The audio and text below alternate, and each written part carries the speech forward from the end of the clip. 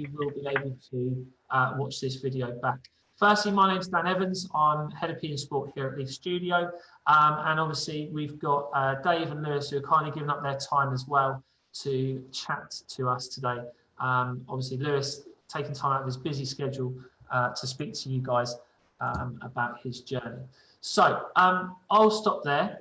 If you do have any questions, please put them into the chat, but hopefully we can get some conversations face to face with Lewis as well. Anyway, that's enough from me. Dave, if you want to take over, what I'll do is, if you want to introduce yourself, and then we'll go from there. Evening all. So I'm Dave, the coach at the Boxing Academy at Leaf, and also the coach at Wimborne Boxing Club. So obviously, welcome to everyone. Dan's pretty much stolen most of my introduction. So as he said, any questions, guys, we'll whack them in the chat, and we'll take them at the end, or take them halfway through. We'd like to welcome tonight Lewis Richardson. He's given up his time to tell us about his journey and to take questions from you guys. Lewis is a national champion, multinational champion. He's also won honours at England level and at GB level, which is where he currently is. And he's also an Olympic hopeful. So I'm not going to talk too much more. In fact, I don't want to talk anymore. I'm going to pass over to Lewis, and he's going to talk us through his journey. So Lewis, buddy, it's all yours. Thank you both. Hello, everybody. As Dave introduced, obviously, I'm a GB boxer now. However, it hasn't always been the case. It's been a long journey. So I started boxing when I was around 12 years old. I think I had my first bout when I was 13 years old. So yeah, I've been boxing for I'm 23 years old now. Had 88 fights, won 73, lost 15. So I have lost fights. Not unbeaten by no means. Lost fights throughout my career. However, obviously come back stronger each time. On a good bit of form at the moment. I've won my last 8 fights for Great Britain. So obviously each win, each loss, are all lessons to sort of push you forward and push you to be better. So starting when I started, as I said, I was 12 when I first started training, and 13 when I had my first bout. Just went down the boxing gym for a bit of fitness, really, for football. Used to really enjoy all sports, and then just went down to the boxing gym with some of my friends. Used to box at Centurions Boxing Club, so I'm based in Colchester in Essex, but obviously train a lot now up Sheffield. So yeah, just went down for a bit of fitness and football, and just enjoyed it really. Nothing too serious. Didn't commit to it too hard at the start. However, I was always, as I said, I was always keen on sport, and when I started boxing, that followed. You know, I was keen on that also. Had my first bout, won it, won my second, won my third, and I was like, oh wow, this is really good. Like I'm never going to lose. And then I ended up losing my 4th bout, and it hit me hard, to be honest, because I just, when I got into the routine of winning, I just didn't really consider what a loss would be like. And coming off that, it was either almost like a sink or swim situation where you almost accept defeat and accept failure. Well, it's not even failure, it's accept, allowing yourself to potentially feel like that, or you learn from it and you come back better and stronger. Anyway, moving on from then, I won my first national title in 2012, and I've won national titles 2013, 14, 15 and 17, I think. Did I win? Won a couple of box cups in 2016, but didn't win our national titles. Anyway, turning into senior, again, it was a new level playing, it's a next level sort of playing field. The head guards come off for the seniors. I remember my first fight, I was only a young man. I was only 17, and I boxed a 25-year-old, and it was a real tough fight. He was a very strong man, and it was a sort of a bit of an eye-opener to senior level boxing, because he was very aggressive, very strong, and although I won the fight unanimously, I picked up 3 cuts from head clashes, and it was a very nasty, high intensity fight, but I was able to grit it out and get the win. But you know, even that win, I took sort of opportunities to improve and to develop from that. I don't want to be getting cut every fight, because not only it doesn't look good, it certainly doesn't feel good, but more importantly, you have to take time out of boxing to let your injuries recover and heal, sort of thing. So, you know, each win and each loss, as I said previously, is a lesson, and you take key points from that, and you develop and improve on towards the next one. Moving further on to my senior career, got to numerous quarters and semi-finals of senior national ABAs, and then I got my GB trial. So I've got my GB trial in December 2017, and got the email in January 2018 that I've got accepted onto the World Class Performance program of GB boxing. You know, it's, I'm sure if a lot of you are involved with amateur boxing or around that sort of pathway, that you'll be aware of, you know, there's England boxing and then GB boxing, and that's sort of the pinnacle of the national sport before going on to other international events. So yeah, it was a dream come true for me. I worked hard for it. Yeah, lots of ups and downs along the way. And the exact same day that I got the email to say that I got onto the GB boxing program, I had 3 stress fractures in my lower back. I got injured and had 3 fractures in my back, which was a nightmare. I think it put me back for 11 months. And it was just horrible. You know, it was such a high and such a low at the same time. And that was a real sort of, looking back on it, it sort of made me a little bit, because I had to have a certain amount of discipline, a certain amount of determination to come back stronger. And in December 2018, had my GB debut, won that massive pressure fight myself, felt loads of pressure, like a lot of you will if you're early on in your career, where you have your first fight or your first loss. You will feel lots of pressure that no one else is putting pressure on you, but you will feel like other people are, and you will put pressure on yourself because as athletes, which we all are, or which we aspire to be, you know, it's a high intensity sport, and there's a lot of risk and reward that goes with it. Moving into 2019, had a few tournaments for GB. So my first tournament for GB was out in Hungary, which I've just come back from, actually. We'll come on to that later. Just come back from Hungary. But my first one was just 2 years prior to this. And I lost my first international fight for GB, and I took my first ever standing count. So that was something like my 70th fight, and I've never ever taken a standing count, never ever been stopped. By my first international fight for GB, representing my country outside of the UK, got caught with a great shot and took a standing count. And again, it hurt. I lost the fight in the end, and it hurt me because it sort of dented my pride. You know, I worked so hard to get here, and then all of a sudden it's taken away from you just like that almost. That's what it felt like. It wasn't that. It's all part of the process and part of the journey of learning, developing, and improving. But yeah, as I say, that's what it felt like. Heading into the rest of 2019, my second tournament, I won a fight and lost a fight. My third tournament, I won a fight and lost a fight. So I didn't pick up a medal in the second one, and I picked up a bronze medal in the third one.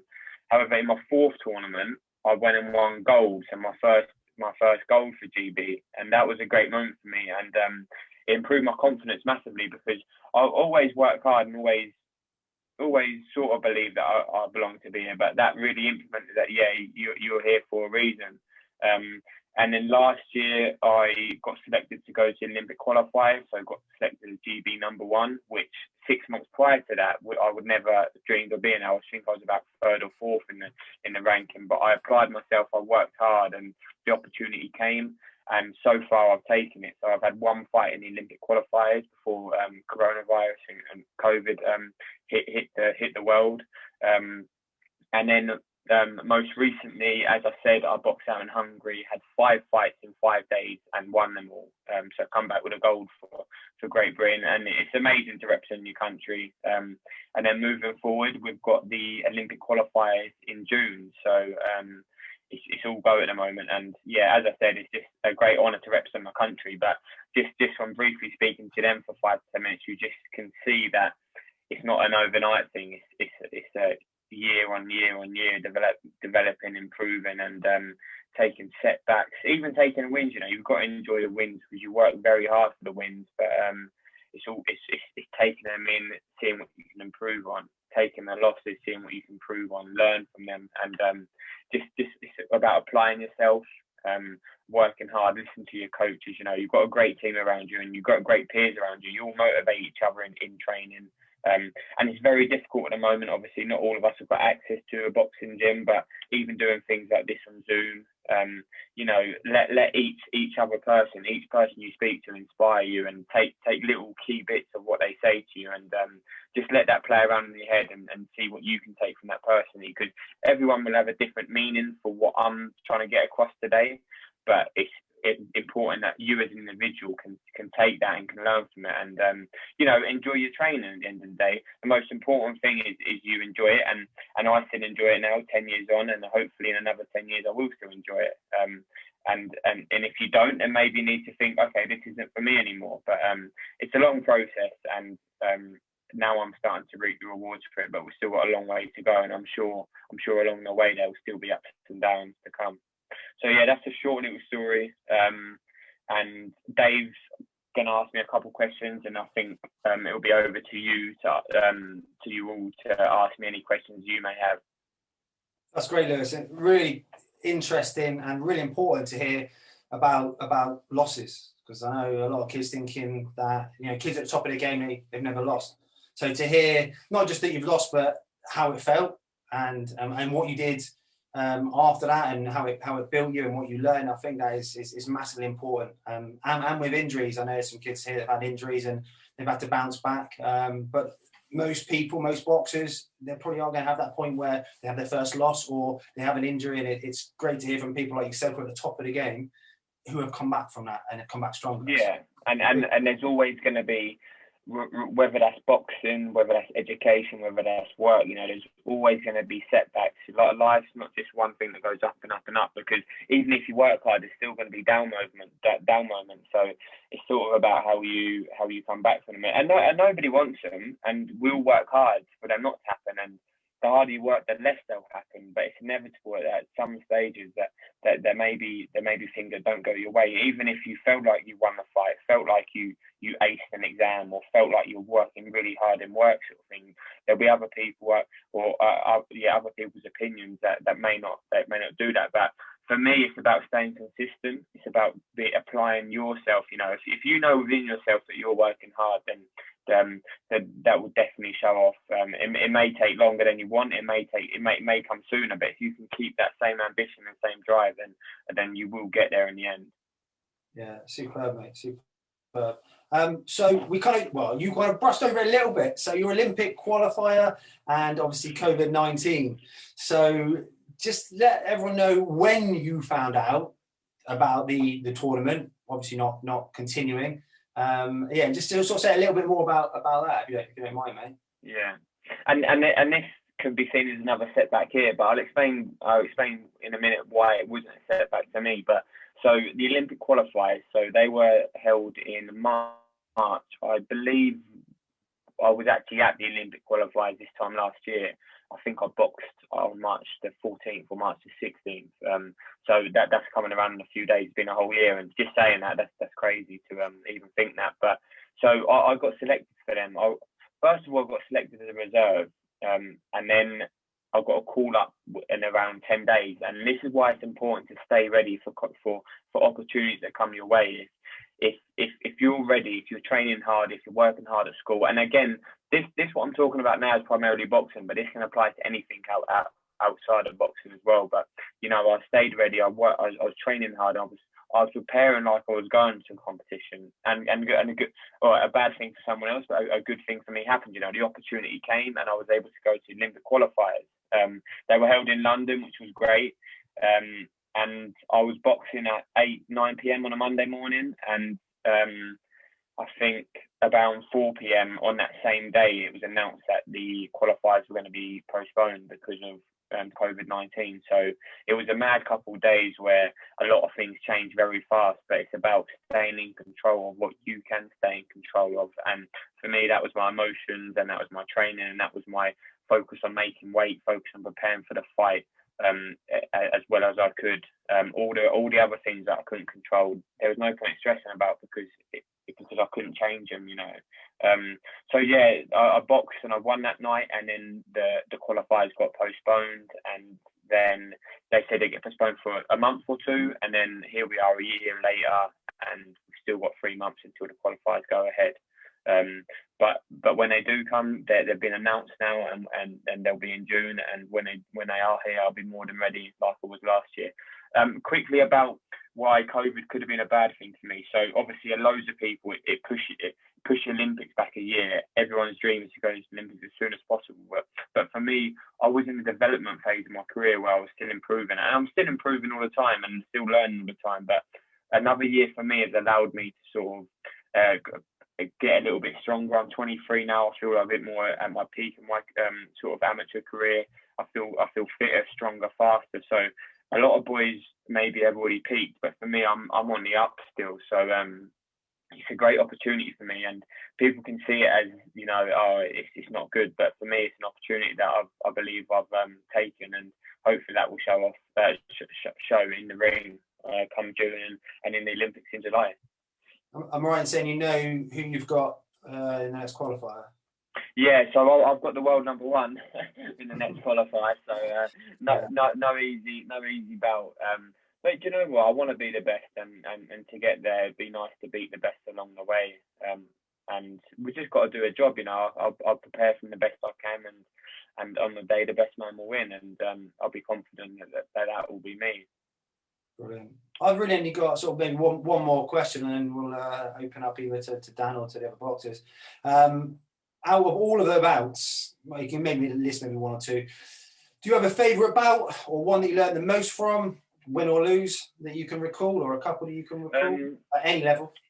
I'll tell you one when I was boxing for England. So not on GB, but boxing for England. I think this was 2016 or 2017, and it was in England. It was versus Sweden, so it was just a dual contest. So it's a one-night event, and an England select versus a Sweden select, and we met the team the night before, and some of you will get onto this stage of your careers where you win national titles, and hopefully all of you win national titles, and then you go on to box for England. And this is just one of my experiences. So we got to the hotel the night before, and I was in a hotel on my own. I was in a hotel room on my own, and I didn't really know any of the other boys or girls, and it was just quite a lonely time for me. That was. I was a senior, but I was only young. I think I was 17 or 18, but it was a very lonely time where I didn't really have many people to speak to, and there was a lot of time to think about the bout, and sometimes thinking too much is no good for you. And yeah, I just remember thinking in the lead up to the fight that I'm done with boxing after this. I'm just not enjoying it anymore, and I got myself in quite a negative frame of mind. Anyway, I went down to the change room, and I didn't really feel too much better. But one thing I did do is I prepared for the fight very well, and that was shown in the ring, because I was able to execute the game plan very well still, even though I had a bit of a negative mindset going in. I boxed really well, won unanimously, and was one of my best performances. But I always remember thinking before the fight that I'm done with it. I'm thinking after the fight, I'm in love with this sport, and I can't wait to carry it on. Yeah. So just off the back of that, then, how much do you think confidence plays a part in boxing? And if you maybe not the most confident, or you suffer from confidence, maybe you were fine and suddenly started to suffer from it, is there anything you think you can do to improve your confidence? Yeah. I've suffered from confidence issues in the past, and for me, I would just say that over time I've realised that you can't really compare yourself to other people. If you know you're working hard, and only you know that, you can tell people you're working hard. You can tell, oh yeah, mum, I trained really hard today, or oh yeah, coach, I've done everything you told me to do. But only you know that. So if you know within yourself that you've done everything you can. And that's not overtraining. So if people tell you to have a rest, they're saying it for a good reason, you know. But if you find that balance between training and rest, and you know you've trained as hard as you can, there's no reason not to be confident, because you know you put yourself in the best possible position. Your coach wouldn't put you in there if he didn't believe in you. Your parents wouldn't put you in there if they didn't believe in you. So you go out there and you just enjoy yourself, and your performance I can almost guarantee that 9 times out of 10 it'll be good enough. And yeah, so confidence for me, but it's only the last sort of 6 months and a tournament out in Hungary that I've just gone out and won. And it just shows, because two years before that I lost in my first fight there, but now 2 years later I've had 5 fights in 5 days and won them all and come back with gold. And this is against 5 other countries who are their national champions. So it's five of the best of their countries, you know, and I was able to beat them all. And confidence is a big thing. And heading into this next bout that I have in the Olympic qualifiers against the world number 1, I'll need to be confident because if I go in a negative, I'm in a negative frame of mind in regards to I'm not going to win the fight, then I won't win the fight. So yeah, believe in yourself, and your training does the talking for you, because when you're in there, there's no hiding the fact that you've trained harder than someone else. Brilliant. Yeah, I love that, Lewis. Dan, shall I pass back to you? Yeah, so just from me really, with 2 sort of questions. Like, obviously you said that as an individual athlete, okay, we're going to have students that will be watching this from Leaf Studio that are not boxing specialists, but obviously the onus falls on them and their performance. Now, you've obviously said that you had that moment where you obviously had the standing count for the first ever time. It was kind of like a totally shock to the system. I've never experienced this before. But then obviously you then dealt with that, and you obviously put things in place. You showed the resilience to then get to that point where you won your first gold for GB. Like, that's literally probably going from your worst moment to what most likely to this date was probably one of your best moments within boxing. Like, what advice would you give to any athlete, not just a boxer, but any individual athlete, when they've had an absolute shocker of a performance and they know that they could do so much better? How did you go about kind of dealing with that and preparing yourself so then you could get to that point where you got that gold medal and you succeeded? Yeah, a good question. And I think the thing I'd highlight there is it's not an overnight journey. Just like a lot of the other things in my boxing career hasn't been overnight. Winning that gold medal 2 years later certainly wasn't an overnight thing. There was a lot of hard work and a lot of sort of looking back on what went wrong, what went well, because there were things in the fight that still went well, but it was where we can improve. Going back to confidence, you know, believing in yourself still, because you're not going to win every fight. You're not going to perform. You're not going to get a gold medal at every competition you go to, whether that be boxing or any other sporting event. We'd all like to, but the reality is very, very, very few do. And sometimes it's completely out of your control as well. It's hard to the judges or other if you're in a subjective sport, you know, it's hard. It's just some people may not think that you won that particular competition. But the transformation for me, I must go back to the confidence thing, I think, but also applying myself, because I just consistently work hard. I think that's sort of underappreciated sometimes, because you see a lot of things nowadays on social media about people who maybe look like they're working hard but may not be. Not everything needs to go on social media. You can work hard in silence, and if you're not posting, or if you're watching someone else thinking, wow, they're training so much harder for me, this is really, really making me think I don't train hard. Only you know how hard you train it. And unfortunately, that might be a video from last year or something. That the social media is not always a real sort of portrayal of someone's life. But yeah, for me, the transformation would probably be a confidence thing, and sort of being consistent and persistent with that training and applying myself, because over time, you know, I maybe didn't believe at the start that I would belong there, but the coaches obviously believed in me, and other people believed in me, and was able to show that, and the confidence come through and through, and my performances from that have got better and better. Yeah, no, and I think that echoes a lot of our high performance athletes, that when you do have that kind of thing that goes wrong, you think, oh, I need to make drastic changes, when actually it's probably just a small thing that needs tweaking rather than a major change. And like you said, listening to your coaches and just making sure that you stay focused, I think is the main thing. So that's great. Now, I will see that questions are starting to come in, which is fantastic. So what we would like to do is for our young boxers, if they would have the confidence to obviously ask you yourselves. Before we move on to that though, from a dual career perspective, obviously you at the moment are obviously studying for a master's. Is there anything you just briefly, before we go on to the questions from those students, is there anything that you'd want to say about that dual career in terms of how you go about it and things like that? Yeah, so in regards to education, so really enjoyed school, and yeah, just enjoyed the social side of it. Had great friends at school. Used to obviously enjoy playing sport as well, which was a massive plus. And then I went to college, done A levels. Didn't enjoy them so much, I must admit. It was a big change from school, where it's a lot more hard work and sort of discipline. But from what I've learned from boxing at a younger age, I was still able to apply that and achieve well in my A levels. Anyway, got to 17, 18 years old, and there was a decision to be made around, okay, so what do I do now? Do I commit to my boxing fully, or do I try to get on England and GB boxing? I chose the latter, so I chose to sort of put education to one side for a moment and focus on the boxing. And for about 18 months, it was just nothing. I was just thinking, wow, I've made the wrong decision here. I was thinking, just really struggling to sort of see a clear path and direction. But then there was a breakthrough, and I got onto the England squad and got a trial for GB, and obviously the rest is sort of history in regards to that thing of, what should I do? And then we looked to last year. I thought, do you know what?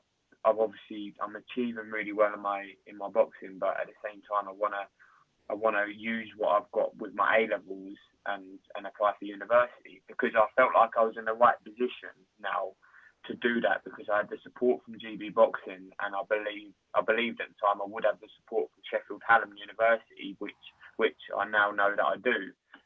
So it was a great balance, and for me, I must admit, it is hard to balance the time, but I've got a great support team around me. At GB Boxing, they're very supportive, and at Sheffield Hallam, they're very supportive. So they're understanding of my situation.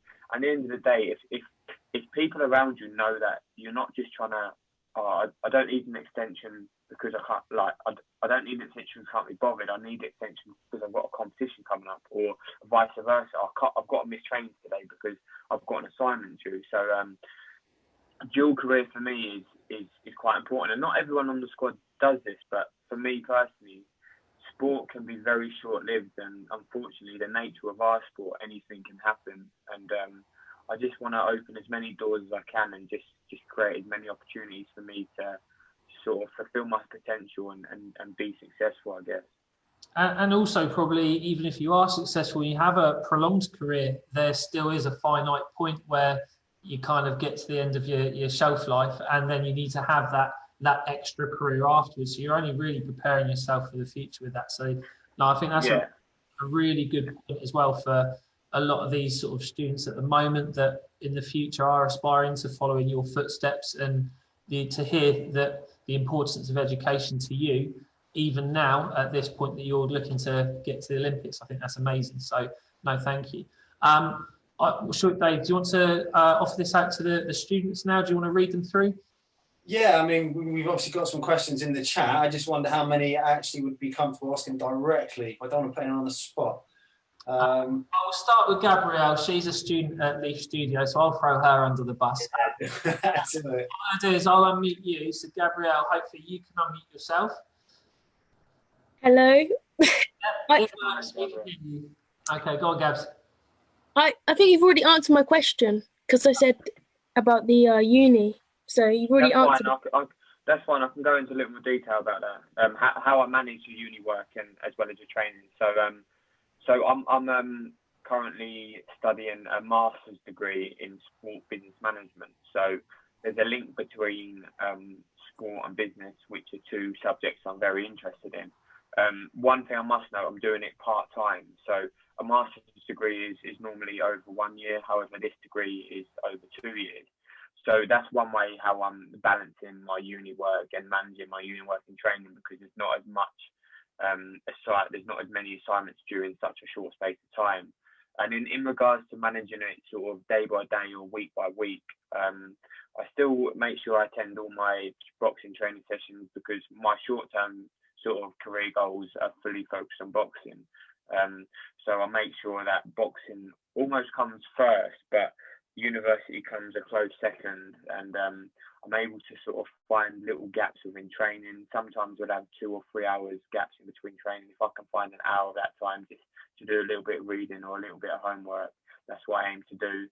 And then because of the current situation, when with lockdown and COVID and everything, there's limited things we can do on the weekends, when in boxing terms for GB is your rest and recovery time. So I can't really do too many things, which is a perfect time for me to focus on my university work.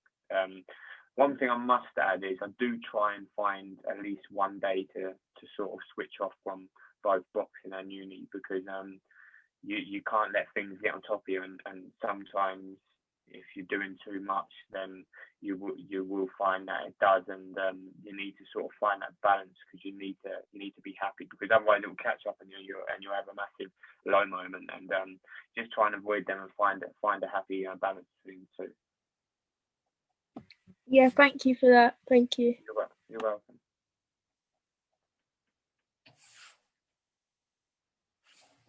Am I still? No, I'm not muted. Dan, Leah, can you? I think she's happy to come on and ask her question, if that's all right. Leah. Hi, Lewis. Hello. If you could go back, is there anything you would change or do different about your training? That's a great question, yeah.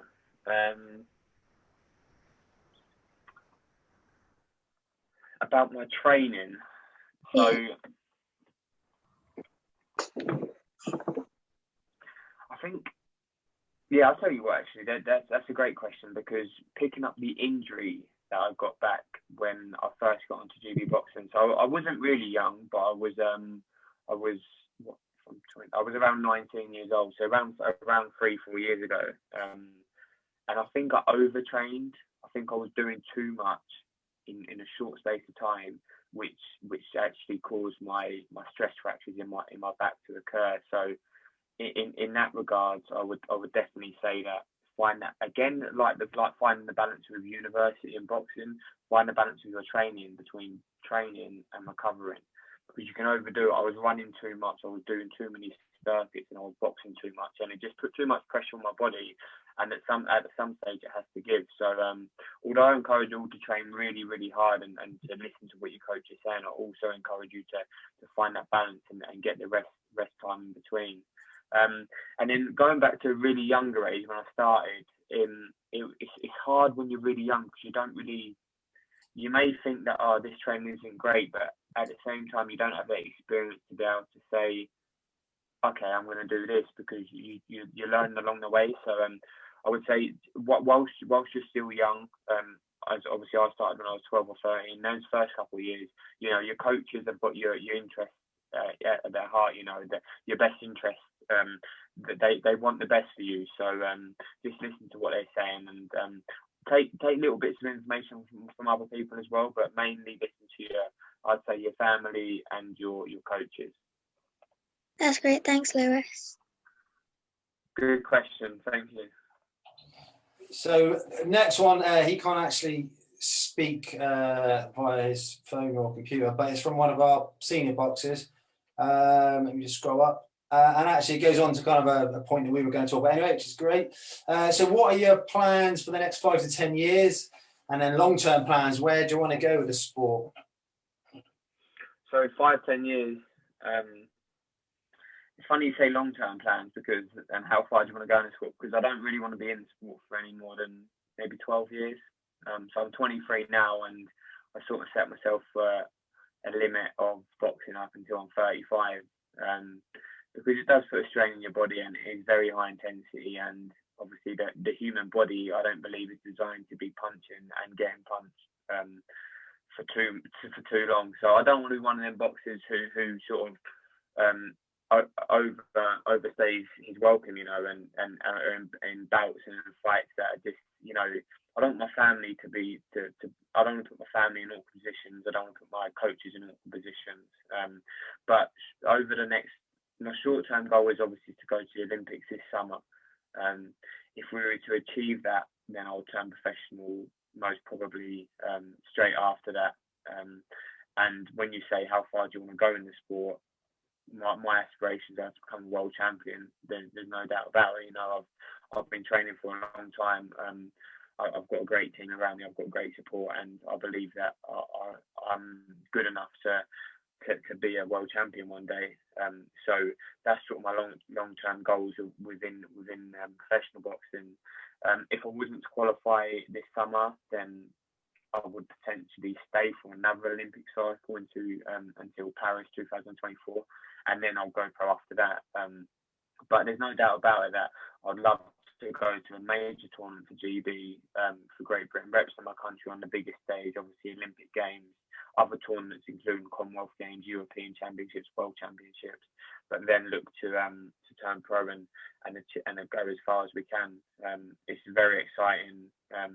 Professional boxing is very exciting at the moment. There's a lot of talent out there, and I look forward to going in to entering it when the time's right.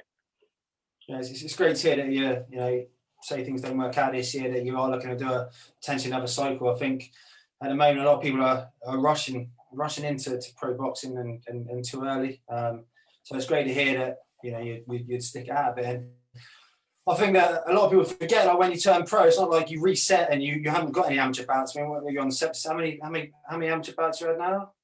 88. Yeah, so you had 88 bouts and however many more. Then you're going to turn pro. It's not like your body resets. You've had the sparring, the training. You've done the camps with GB. You've boxed 80 plus 90 times, and then you start your pro career. So, like you say, wear and tear on the body is great. So, no, it's great to hear you'd stick out to the amateurs and try to do another cycle. It's inspiring to hear. It's what I'd love the kids to do, just stay in the sport as long as possible. And the thing about turning over. No rush, absolutely no rush. So thanks, mate. That's great. So here we go. It was Gabby. She had the next question. Is she gonna come on and ask it? Hello. Basically, how did you manage your social life with also putting a lot of time into your training and everything? Yeah, that's a great question as well. And obviously, just from looking at some of the screens now, we're all quite young, and even the older people on this as well. So the social life, you need that social life. And as I was saying, I'll always try and find a day off my university in boxing to be able to socialise. And even at the moment, it's difficult. I try to find little time frames to enjoy those moments, because you need that switch off time, and you need that time to laugh, whether that be your friends, your family, your partners. You need that time to just laugh and switch off and enjoy yourself. For me personally, when I started, a lot of my friends. So when I started the boxing gym, I think 10 of us went down. A big group of just council estate boys just went down. A couple of girls actually were friends, all a friendly group, and I was the only one that stuck it out. So when I was maybe meeting at sort of little house parties or little events, when we were young kids, I was going to training and then meeting a master. So I was still able to balance that out. As we got into older things, when I was at college and now at university, now on GB, I just have to. Unfortunately, there are things I miss out on. There are social events I miss out on. But at the end of the day, my personal career is more important, and I don't drink.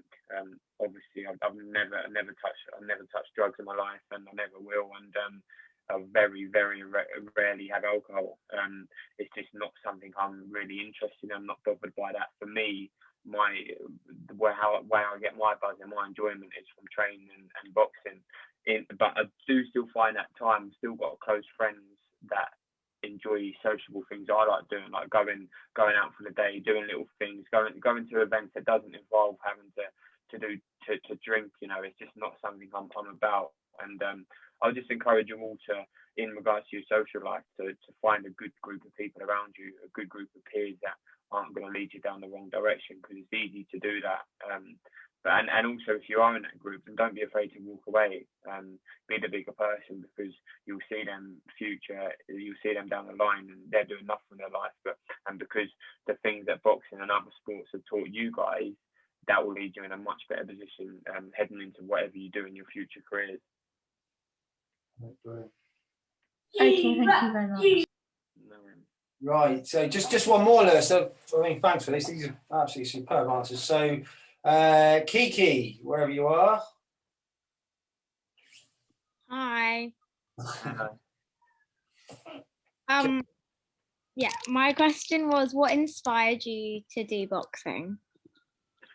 That's a good last question. So what inspired me? So as I said when I was at the start of the chat, I was just a young kid who just enjoyed doing sport. Wasn't anything special. Now this is one thing that I haven't got across, but I'm no different to any of you. I was just a normal kid. I was born on a council estate, and yeah, just enjoyed sport and went down to my local boxing gym and was okay at. Wasn't a massive talent when everyone was like, oh my god, look at this kid who's coming through.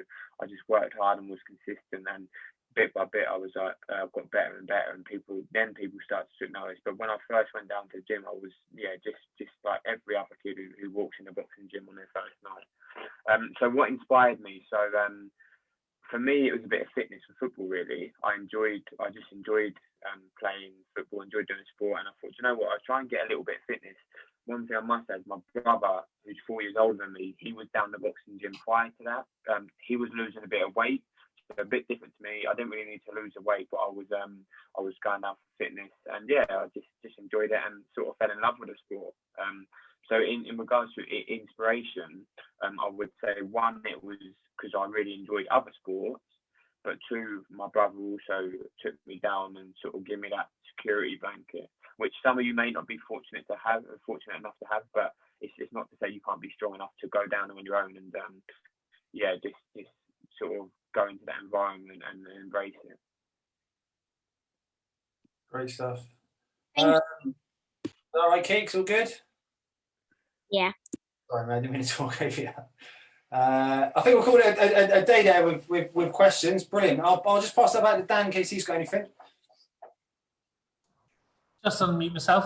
No, I just want to say a huge thank you, Lewis, because while we were just waiting, guys, to let you in, like Lewis, literally, you said that you'd just got in from training, jumped in the shower, quickly grabbed something to eat, and came straight online to come and chat to us today. And I think it's that kind of sort of like realism that you have, that you're so down to earth.